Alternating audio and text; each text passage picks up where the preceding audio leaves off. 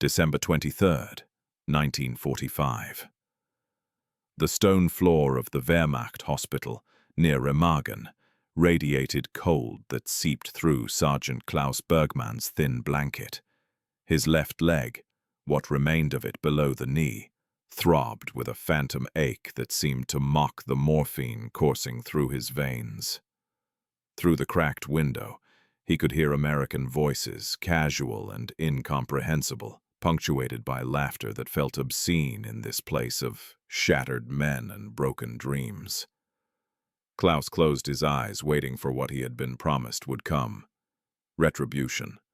The gangsters had arrived, and now surely the reckoning would begin. He remembered the moment of his capture with the crystalline clarity that trauma etches into memory. It had been 3 weeks earlier, near the Ludendorff Bridge, in those chaotic final days when the Reich's thousand-year dream collapsed into hours.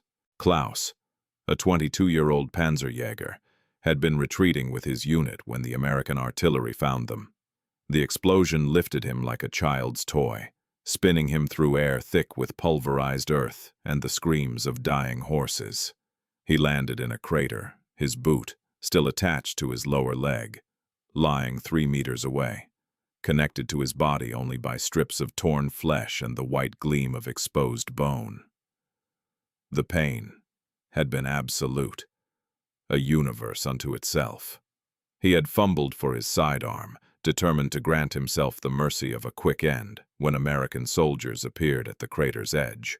Klaus had tensed, waiting for the bullet that Wehrmacht officers had promised would come, the vengeance of the air pirates who had reduced German cities to ash. Instead, a medic, a boy who looked no older than 18, with freckles scattered across his sunburned nose, slid down into the crater, calling out words Klaus couldn't understand, but whose tone carried an urgency that transcended language. What happened next had shattered Klaus's understanding of reality as thoroughly as the shell had shattered his leg. Within minutes, the American medic had applied a tourniquet with practiced efficiency, his hands steady despite the ongoing artillery fire. Klaus had been loaded onto a stretcher, carried at a run to an aid station, barely 500 meters behind the front lines. There, a surgeon, a captain whose name tag read Thompson, had examined the mangled limb, while Klaus drifted in and out of consciousness, certain that this clinical assessment was merely prelude to abandonment. The Americans, he had been told for years, would leave German wounded to rot where they fell. Instead, Captain Thompson had said something to a nurse, who nodded and prepared an injection. Klaus felt the cool rush of anesthetic entering his arm, and as darkness claimed him, his last conscious thought was confusion so profound it bordered on existential crisis. He woke in a clean bed. The sheets were white, impossibly, absurdly white. Klaus stared at them, unable to process this detail. For months, the Wehrmacht had operated without proper medical supplies. Soldiers dying of infections that could have been prevented by the most basic antibiotics. Klaus himself had watched comrades perish from wounds far less severe than his own, their bodies dumped in mass graves because there was no fuel to transport them, no wood to build coffins.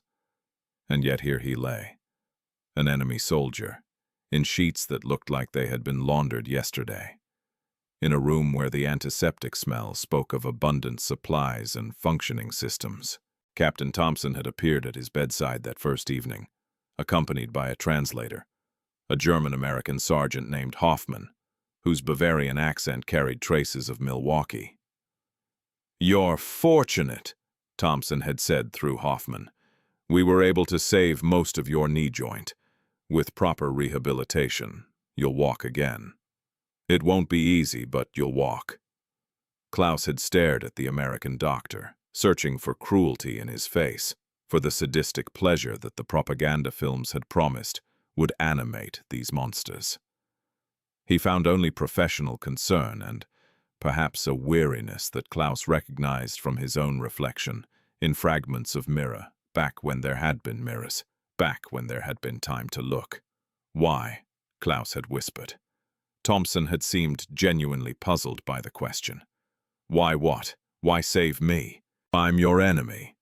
The doctor had exchanged a glance with Hoffman, and something passed between them. A shared exhaustion with questions that shouldn't need asking. Because you're wounded, Thompson had said simply. That's enough. In the days that followed, as Klaus healed in that Wehrmacht hospital, now converted to an American medical facility, he began to understand the magnitude of the lie that had sustained him through years of war. The Americans operated a triage system, yes, but it was based on medical need, not nationality. German prisoners received the same antibiotics, the same surgeries, the same morphine as American soldiers. Klaus watched day after day, as American medics changed dressings, distributed meals, administered medications with the same methodical care, regardless of the uniform the patient had worn. The cognitive dissonance was agonizing. For 12 years, half his life, Klaus had absorbed the truths of the National Socialist worldview. The Americans were materialistic gangsters, void of culture and honor, driven only by Jewish money and racial hatred of the German people. They would, upon victory, enact a program of extermination that would make the harshest conditions of the Great War seem merciful by comparison. This was axiomatic, repeated in every classroom, every Hitler Youth meeting, every propaganda broadcast. Klaus had marched east, believing he fought not just for territory, but for the very survival of his people. And yet the evidence of his own senses contradicted everything. The American soldiers were, he discovered, neither gangsters nor avenging angels. They were farm boys from Iowa, factory workers from Detroit, college students from California. They missed their homes. They complained about the food. They wrote letters to sweethearts and argued about baseball, a sport Klaus didn't understand but whose passion was unmistakable. They treated their German prisoners with neither particular cruelty nor particular kindness, but with the bureaucratic indifference of men who simply wanted to complete their jobs and go home.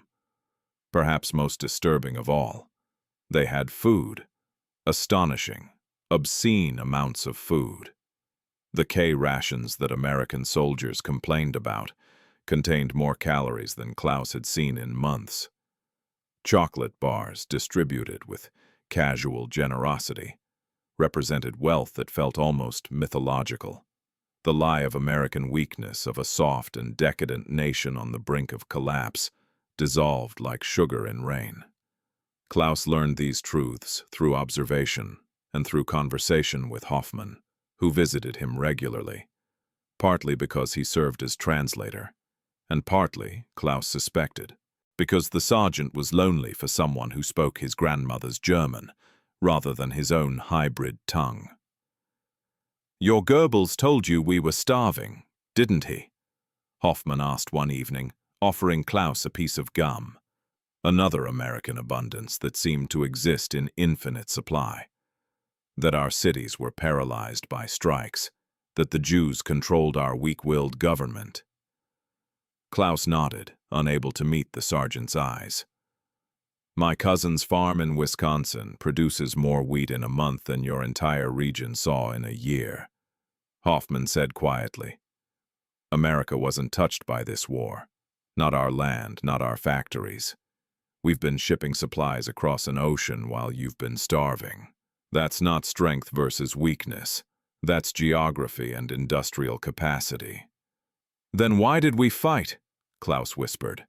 "If we could never win." Hoffman had no answer for that. No one did. Now 3 weeks after his surgery, Klaus lay in that hospital bed, his stump healing, his mind fracturing under the weight of truth. Through the window, he could hear preparations for something. American soldiers were laughing, carrying boxes, their boots crunching through the December snow. The local German staff, nurses and orderlies who had been retained to assist with the overwhelming number of wounded, spoke in hushed whispers about a Christmas party planned in Garmisch-Partenkirchen, a town 40 kilometers south where the 10th Armored Division had established headquarters. "For children, one nurse said, her voice carrying a note of disbelief. The Americans are organizing a Christmas party for German children. Klaus felt his throat tighten. He thought of his sister Greta, 8 years old when he had last seen her, living with their mother in München. What did she believe about the Americans? What nightmares had been planted in her mind? The nurse continued. Frau Weber from town says her daughters were invited. She's terrified to let them go, but they're starving, another nurse finished, and the Americans promised food. Klaus closed his eyes, imagining Greta's face, hollow with hunger, animated by the fear that had been carefully cultivated in children who should have been worried only about toys and treats. He imagined American soldiers, men like the ones who had saved his life, trying to offer kindness to children who had been taught to see them as demons. What would happen when those worlds collided? Greta Bergmann did indeed live in München, in the ruins of what had once been a comfortable middle-class apartment near the university. The building's western wall had been sheared away by a bomb during the last major air raid, leaving the remaining rooms exposed like a dollhouse, open to the winter wind. Greta and her mother, Hildegard, occupied one corner room on the second floor, where they had hung blankets over the missing wall in a futile attempt to keep out the cold. On December 22nd, 1945, Hildegard received a notice that her children, Greta and her younger brother Otto, age 6, were invited to attend a Christmas celebration at a church in Garmisch-Partenkirchen, hosted by American military personnel. The notice had been distributed by a German civilian administrator who worked with the American occupation authorities, and it promised transportation, food, and gifts. Hildegard's first instinct was absolute refusal. She had been a dedicated member of the Frauenschaft, the Nazi women's organization, and though the war had ended 7 months earlier, the convictions installed during 12 years of indoctrination did not simply evaporate. The Americans she knew with the certainty of catechism were fundamentally untrustworthy. This party was surely a trap, a way to humiliate German families, to poison their children with foreign values, to begin the systematic destruction of German culture that would accompany military occupation. More than that, Hildegard could not shake the memory of what German forces had done in Poland, in Russia. She had not witnessed these acts herself, but rumors circulated, whispers of villages burned, of mass executions, of horrors that nice women did not speak about, but that everyone somehow knew. If Germans had committed such acts, and Hildegard forced herself not to think too deeply about this, then surely the victors would exact proportional revenge. The thought of Otto and Greta in American hands made her physically ill, but Otto and Greta were hungry, profoundly, dangerously hungry. The official ration in the American occupation zone provided approximately 1,500 calories per day, enough to sustain life, but not enough to heal bodies damaged by years of malnutrition. Children grew slowly, or not at all. Their hair lost its shine. Their eyes developed a peculiar hollowness, an absence of the vitality that should have defined childhood. Otto had stopped playing. He sat for hours, motionless, conserving energy. Greta had sold her doll, the last toy she owned, for a half loaf of bread, and had done so without tears, with the grim practicality of someone 3 times her age. When Greta learned of the invitation, she looked at her mother with eyes that contained no hope, only a tired question. Will there be food? Hildegard felt something crack inside her chest. They say so, she whispered. Real food, or just soup. I don't know, Liebling. I don't know. That night Hildegard lay awake, listening to her children's breathing, irregular with hunger even in sleep. She thought of Klaus, missing for months, probably dead, certainly never coming home. She thought of her husband, Wilhelm, killed at Stalingrad 3 years earlier. She thought of the world that had been promised, the 1,000-year Reich, the racial paradise, the guaranteed security. and how comprehensively that promise had been revealed as ash and lies. The next morning, she dressed the children in their least damaged clothing and boarded the truck that would take them to Garmisch-Partenkirchen. The Church of St. Martin in Garmisch-Partenkirchen had survived the war physically intact, though its bell had been melted down for armaments in 1943. On December 23rd, it stood silently in the town square, its stone walls gray against the white mountains that loomed over the valley like judgmental gods. Inside, American soldiers from the 10th Armored Division worked with the focused intensity of men on a mission. Private First Class James Mitchell from Georgia directed the decoration of a spruce tree that reached nearly to the ceiling. Its branches hung with ornaments improvised from tin foil, canteen cups, and colored paper. Corporal Vincent D'Angelo from Brooklyn supervised the kitchen detail, where enormous pots of potato soup simmered on field stoves, their steam carrying the scent of food, real food, actual sustenance. Sergeant William Hawthorne from Ohio, who had lost his own son to pneumonia 2 years earlier and carried the boy's photograph in his breast pocket, arranged packages on a table near the altar.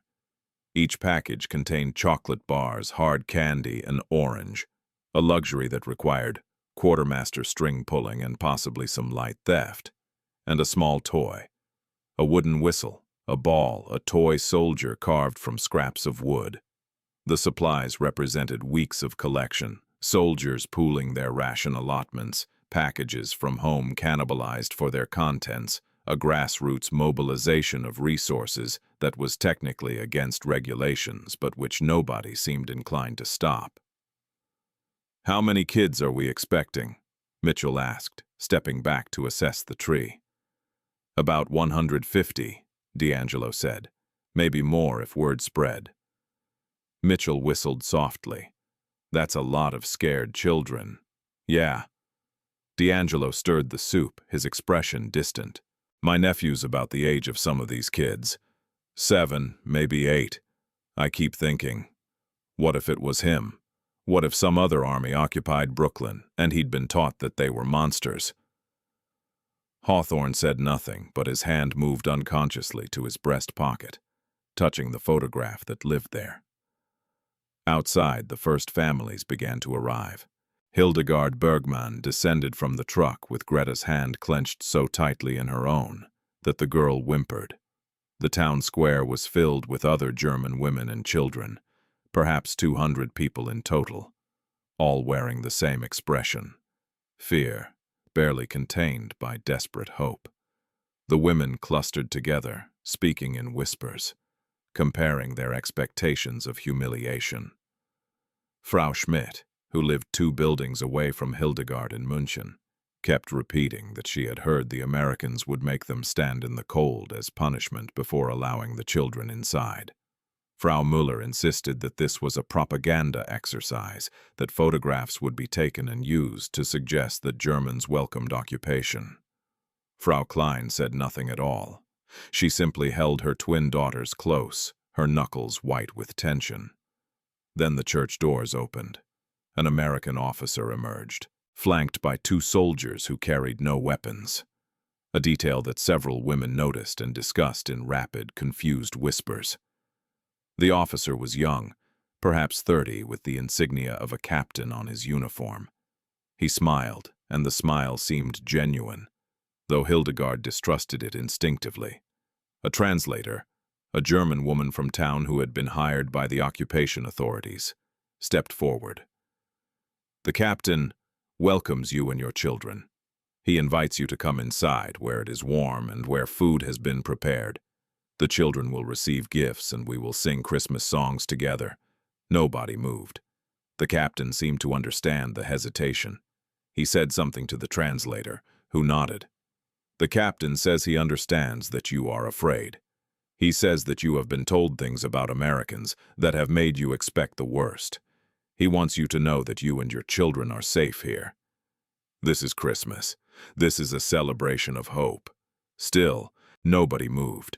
Then Otto, in Greta's arms because the 6-year-old had grown too weak to stand for long periods, whispered something that carried in the cold air. "Mama, I'm hungry." That simple truth, spoken by a child too young to understand politics or propaganda, broke the paralysis. Slowly, incrementally, the mothers began moving toward the church, propelled not by belief, but by their children's need. The warmth hit them first. Actual warmth, radiating from field heaters that the Americans had installed.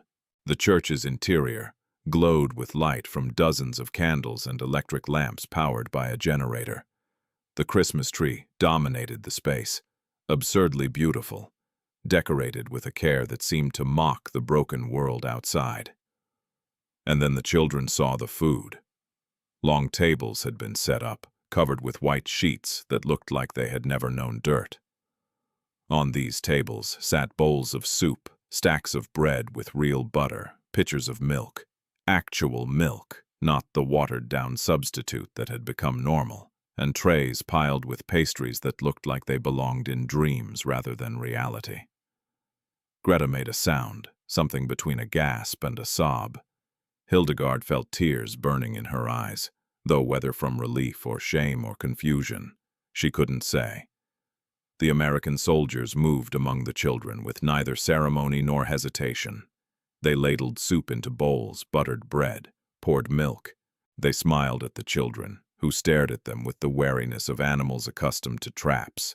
One soldier, Mitchell, though the Germans didn't know his name, knelt beside a girl of perhaps 5 who clutched her mother's skirt with both hands, paralyzed by fear. He held out a chocolate bar. The girl didn't move. Mitchell smiled, broke off a piece of the chocolate, and ate it himself, making exaggerated sounds of enjoyment. Then he offered another piece to the girl. She looked at her mother, who nodded, her own hands trembling. The girl reached out, took the chocolate and placed it in her mouth. Her eyes widened. Then she began to cry. Her mother pulled her close, whispering soothing words. But the girl wasn't crying from sadness. She was crying because chocolate, real chocolate, rich and sweet, was something she had forgotten could exist. The taste represented an entire world of before, of normal, of times when children could be children, and sweetness was ordinary rather than miraculous. That moment, small and private, repeated itself throughout the church in variations. Children tasted oranges for the first time in years and looked at their mothers with astonishment. Otto, eating soup that contained actual pieces of meat, kept asking, "Is it real? Is the meat real?" As though it might be a hallucination. A boy of perhaps 9 sat with a chocolate bar clutched in both hands, not eating, just holding it, tears streaming down his face while his father, a former Wehrmacht sergeant missing his right arm, stared at the American soldiers with an expression that combined gratitude and incomprehension so profound it bordered on existential. Hildegard watched all this while holding a cup of hot chocolate that an American corporal had pressed into her hands. The warmth seeped through the porcelain into her palms. She raised the cup to her lips and drank, and the taste, sweet and creamy, impossibly luxurious, undid something inside her that had been held rigid for years. She thought of the films she had watched, the newsreels showing Americans as grotesque caricatures, all swagger and vulgarity. She thought of the speeches promising that these same Americans would reduce Germany to a wasteland of slaves and corpses. She looked at the soldier, D'Angelo, who was showing Otto how to blow a toy whistle, his face gentle, his movements patient. This was not revenge. This was not humiliation. This was... Hildegard couldn't complete the thought because she had no framework for what this was. The ideological structure that had organized her understanding of the world for 12 years had no category for enemy soldiers showing genuine kindness to the children of their defeated foes. It simply did not compute. Around her she heard other mothers crying. Frau Schmidt sobbed openly, her shoulders shaking. Frau Klein held her twins close, whispering what sounded like prayers. Even the men, the few fathers and grandfathers who had survived, stood with their faces twisted by emotions too complex to name. The Americans began to sing. The song was Silent Night, still an oct in German, and though the American soldiers sang it in English, their accents terrible, their pronunciation mangled, the melody was unmistakable. One of the German children, a girl of perhaps 10, began to sing along in German, her voice high and clear. Another child joined her, then another. Within moments, the church filled with both languages, singing the same song, English and German voices interweaving, creating a harmony that had seemed impossible just hours earlier. Hildegard saw Captain Hawthorne reach into his breast pocket and pull out a photograph. He looked at it for a long moment, a small boy with his father's eyes, and then he smiled at Greta, who smiled back shyly. In that exchange, something unspoken passed between them, a recognition that children were children, that loss was loss, that the war had taken enough. When the song ended, silence fell, profound and sacred. Then Otto laughed. It was not a polite laugh or a self-conscious laugh. It was the unself-conscious laughter of a 6-year-old who had just been tickled by Private Mitchell's silly faces. A sound of pure joy that cut through the tension, like sunlight through clouds. Another child joined in. Then another. Soon, the church echoed with children's laughter, tentative at first, then growing in confidence as they began to realize that maybe, possibly, they were actually safe. The American soldiers laughed too, not at the children, but with them, and in that moment, the carefully constructed barrier between enemy and enemy dissolved into something simpler. People sharing space, sharing food, sharing a moment of warmth in a world that had grown far too cold. 3 days later, in the hospital near Remagen, Klaus Bergmann received a letter. The mail system for POWs had been established recently, allowing limited correspondence with family members whose whereabouts could be confirmed. Klaus's hands shook as he opened the envelope, recognizing his mother's handwriting. The letter was brief, paper was scarce, and Hildegard had clearly struggled to find words for what she needed to say.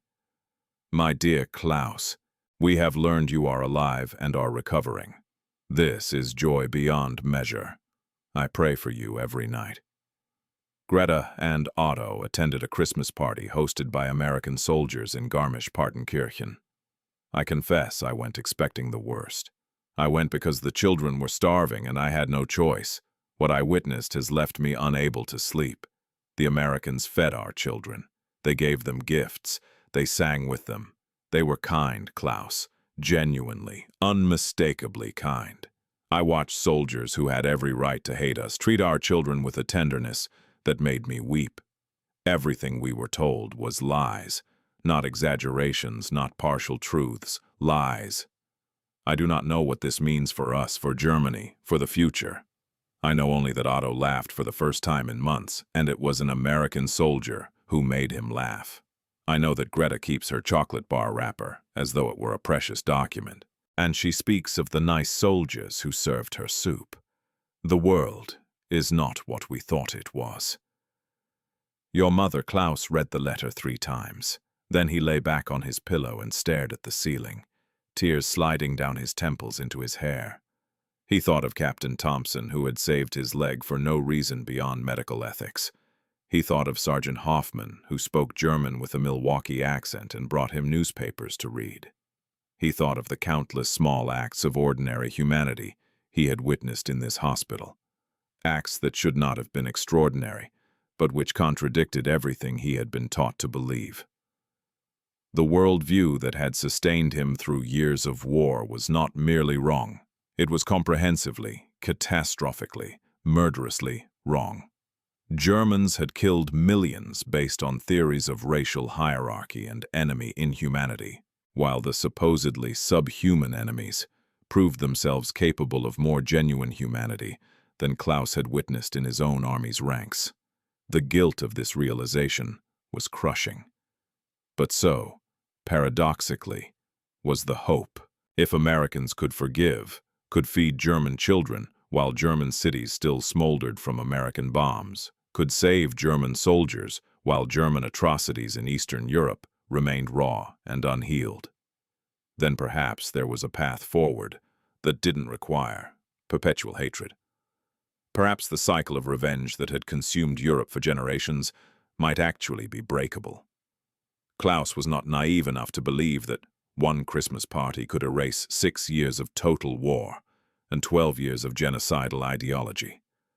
The work of reconciliation would take decades, would require Germans to confront truths about themselves that would be agonizing to acknowledge. Many would refuse, many would insist that they had known nothing, suspected nothing, that all atrocities had been committed by others, somewhere else, by people who weren't really German. But Klaus had seen his own leg, saved by an enemy who was supposed to let him die. His mother had seen her children fed by soldiers who were supposed to destroy them. These were not abstractions or propaganda. These were tangible, undeniable facts. The shape of the future, Klaus thought, would depend on what Germans chose to do with these facts. In 1950, 5 years after that Christmas party, Greta Bergmann would write a school essay about her most vivid memory. She would describe the chocolate, the warmth, the soldier's patient smile as he showed Otto how to use a toy whistle. Her teacher, a woman who had joined the Nazi Party in 1933 and was now carefully reconstructing her past to emphasize how she had always been privately skeptical, would grade the essay highly and suggest that Greta was being overly sentimental about the occupation. But Greta would keep the essay, and years later, when she became a teacher herself, she would use it to challenge students who wanted simple stories about good guys and bad guys, heroes and villains. The Americans who fed me were not saints, she would tell her classes. They had dropped bombs on our cities. Some of them probably hated us, but they fed us anyway. That's not heroism. That's something more complex and more important. That's the decision to behave with humanity, even when you don't feel particularly humane. Klaus would eventually walk again, as Captain Thompson had promised, though he would limp for the rest of his life.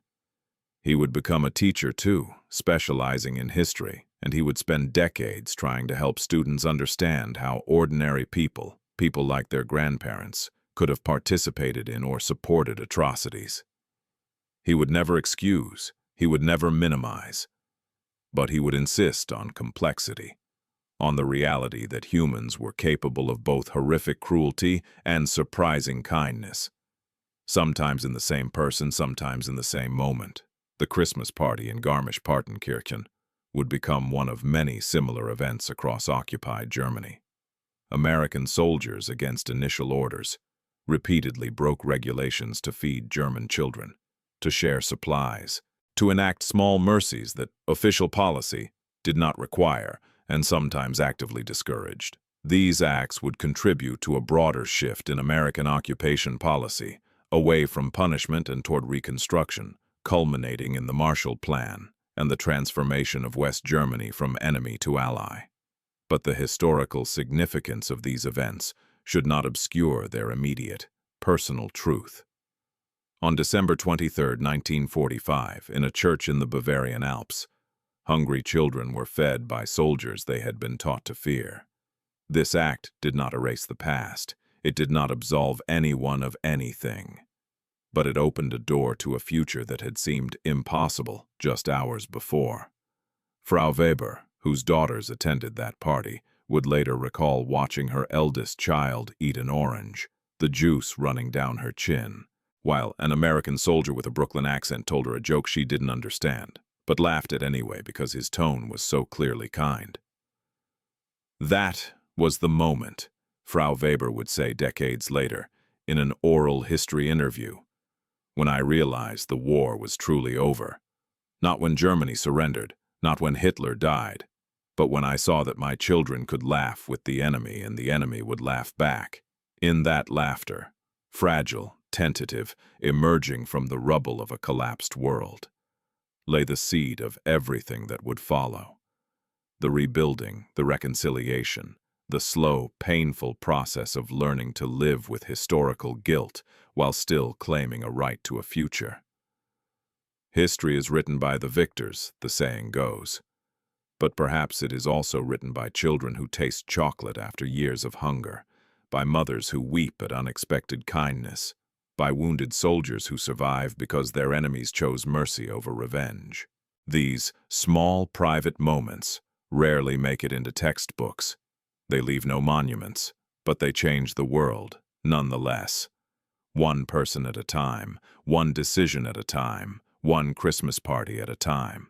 The spruce tree in the Church of St. Martin, decorated with tin foil and hope, stood as a temporary altar to what humans could be when they chose to see each other as human rather than as enemy. It was not naive. It was not sentimental. It was a deliberate choice, made by men who had seen the worst of war and decided that, given the opportunity, they would try to create something better. That choice mattered.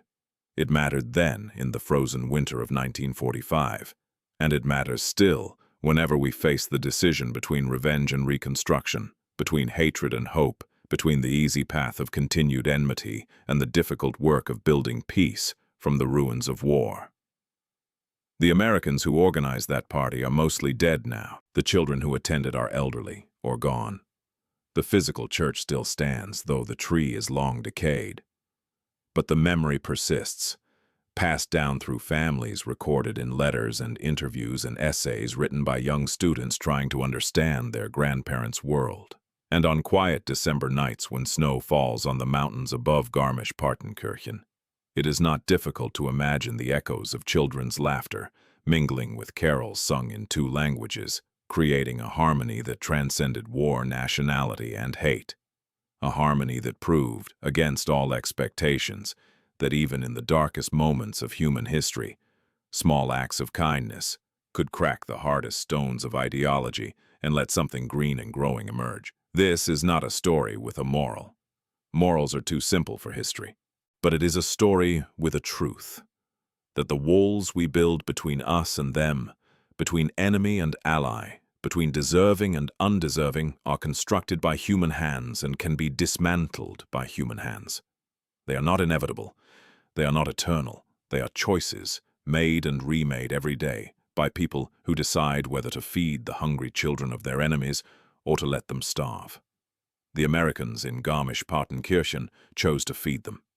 That choice ripples still, across decades, across oceans, into futures that none of those soldiers could have imagined, but that they helped make possible through the simple, radical act of treating their enemies' children with human decency. It was, in the end, the most devastating weapon of all. Kindness, where cruelty was expected. Hope, where despair seemed certain. Humanity, where ideology demanded monsters. And it changed everything.